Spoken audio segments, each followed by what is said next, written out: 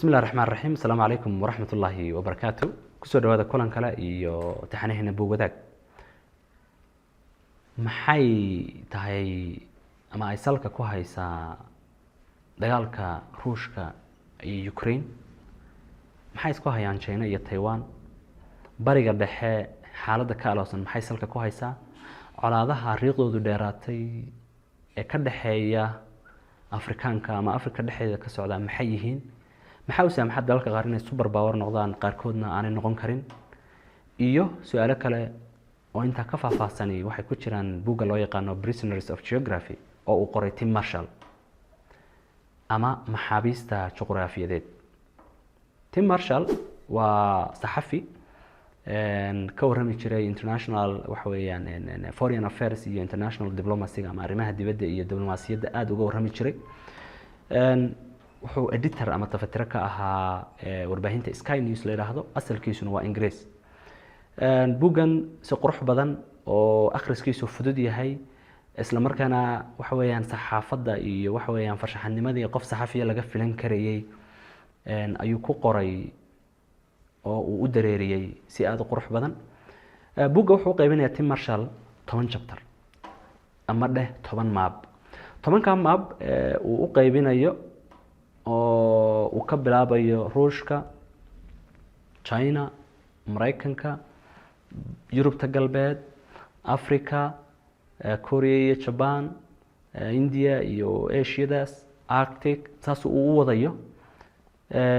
mid walba wuxuu ku daraasaynayaa ama uu kaga hadlayaa dalalka ereyooyinka uu ka hadlayo ama juqraafiga iyo maababka uu adduunka u qaybiyay 10ka maab uu qaybiyay almost dal kasta oo adduunka kamid ah ama dal kasta oo weyn oo saameyn si uun juqraafi ahaan iyo taariikh ahaanba adduunka ku leh buu dul istaagaya oo uu u faahfaahinayaa waxa weeyaan taariikhdiisa juqraafiyeed midda hadda iyo mustaqbalka sidoo ay kan karo. Tim Marshall buuggan editionka hore wuxuu qoray 2016 ama daabacadii hore, middan dambe aynu akhriyayna wuxuu soo saaray 2019. chapterka koowaad Ruushku kaga hadlaya wuxuu leeyahay tusaale ahaan Ruushka oo kale waa intan dagaalkan Ukraine iyo Ruushku dhicin oo kale ayuu ka qoraya. wuxuu leeyahay laba caqabadood oo waaweyn oo juqraafi ba haysta Ruushka. labada caqabadood mid wax weeyaan buu leeyahay in ugu badnaan dalkiisu halku deganaa ama dalkiisa inta laga degan yahay oo xagga galbeed ka xigta in niman ay ishayaan oo cildahi go'ay yahay oo reer galbeeda ay ku dhow yihiin ku teedsan yihiin oo uu afaafka u saaran yahay.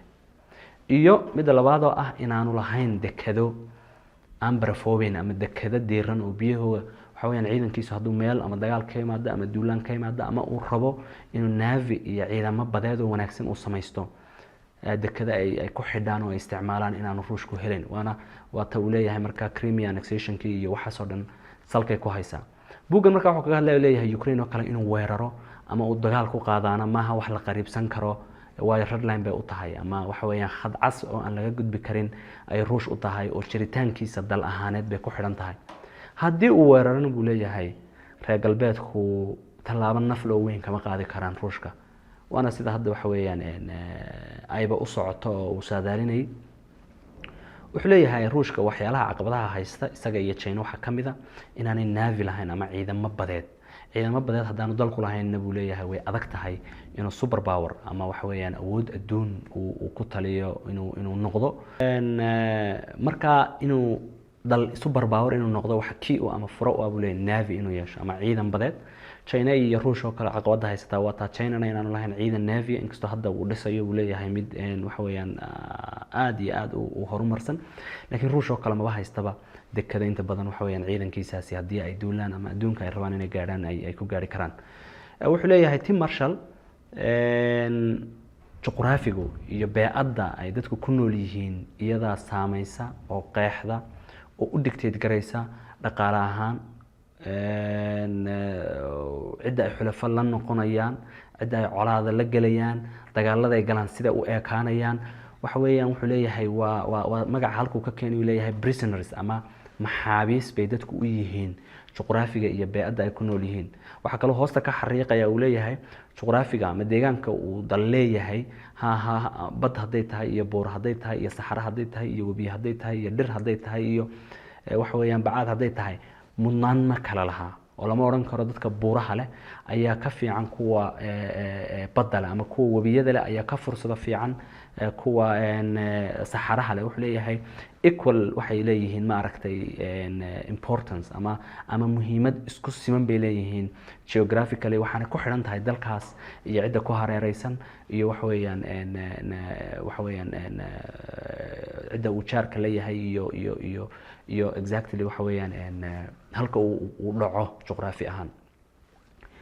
waxyaalaha xiisaha leh ee uu buuggan kaga warramayo Tim Marshall waxaa ka mid ah iyaduna tusaale ahaan uu soo qaadanayo Africa oo kale. Africa wuxuu leeyahay waa qaarad aad u ballaaran, dhowr iyo konton dal waxa weeyaan ka kooban. haddana buu leeyahay qaaradaasi waa qaaradda ugu qoqoban adduunka dhexdeeda, iska daa adduunka kale dhexdeeda. wuxuu leeyahay way kala qoqoban tahay. laba mushkiladood oo waaweyn baa haysta buu leeyahay Africa, labadabana juqraafi xidhiidh la leh. mid wuxuu leeyahay qoladii reer Yurub ee u gumaysi tagtay meesha colonial powerska ahaa xuduuday iska jeexjeexeen, xuduud beenaada. mushkiladaha ugu waaweyn ee Africa hadda ka taagan ee colaad leh, ee siyaasad, ee khilaaf, ee isdil iyo dagaal sokeeye intooda badani keeneen waa mushkilado wuxuu leeyahay reer Yurub ay sameeyeen iyagoon eegin juqraafi ahaan dadkan sida u dhaqnaayeen, culturally iyo socially sida u samaysnaayeen ayaa wax weeyaan layman wuxuu leeyahay ay iska xarxariiqeen. laga yaabo inan iyo aabihii ama dad ehel ahaayo meel wada deganaa wax weeyaan laba daloo kale ama laba gumaystay inay kala hoos geeyeen. wuxuu leeyahay tii waxay keentay markii gumaystii ka baxay iyaga dhexdoodii Africa inay xaaladda taagan ay tahay mushkiladda ah borderski iyo xuduudihii ay sameeyeen gumaystuhu.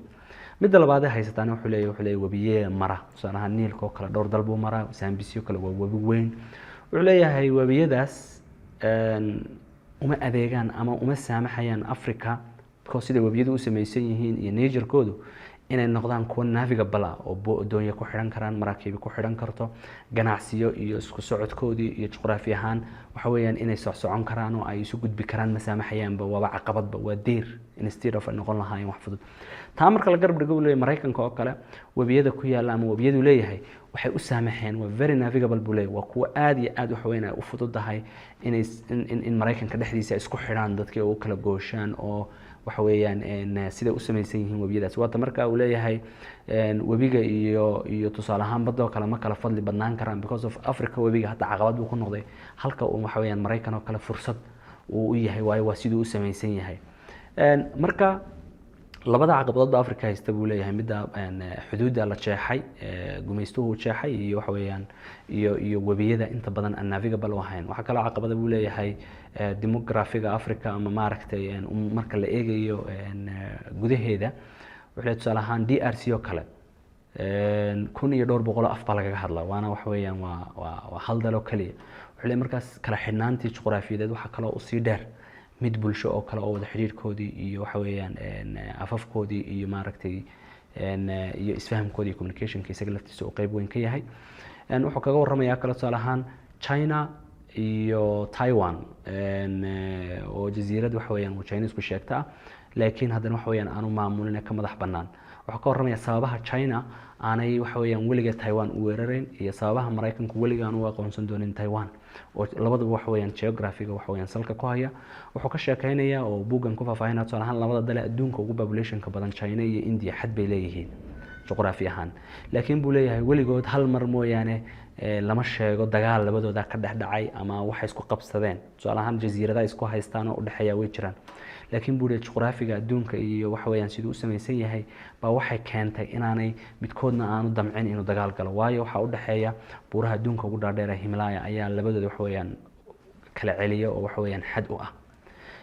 marka waa prisoners of geography waxa weeyaan waa mid waliba waxa weeyaan kala ma weerari karo kharash ahaan time ahaan qalab ahaan waxa weeyaan dhaqaale ahaan way adag tahay waxa weeyaan in ay isku dayaan inay wax weeyaan buuraha inta ka gudbaan midba ka kale uu la dagaalami karo ama uu gudbi karo. buuggan runtii waa buug aad iyo aad u xiiso badan oo ka warramaya taariikh ahaan hadda iyo mustaqbalkaba juqraafigu saameynta uu ku leeyahay siyaasadda bulshooyinka, go'aanadooda, dagaaladooda, saaxiibada cidda la noqonayaan, cidda colka leeyihiin iyo hogaamiyayaasha adduunka wax weeyaan go'aanada ay qaadanayaan sida juqraafigu ugu dictate gareeyo. oo wuxuu leeyahay tusaale ahaan Putin ayaa Ruushka joogay markuu buugga qoray ilaa haddana waa ka jooga, Trumpna wuxuu joogay Mareykanka.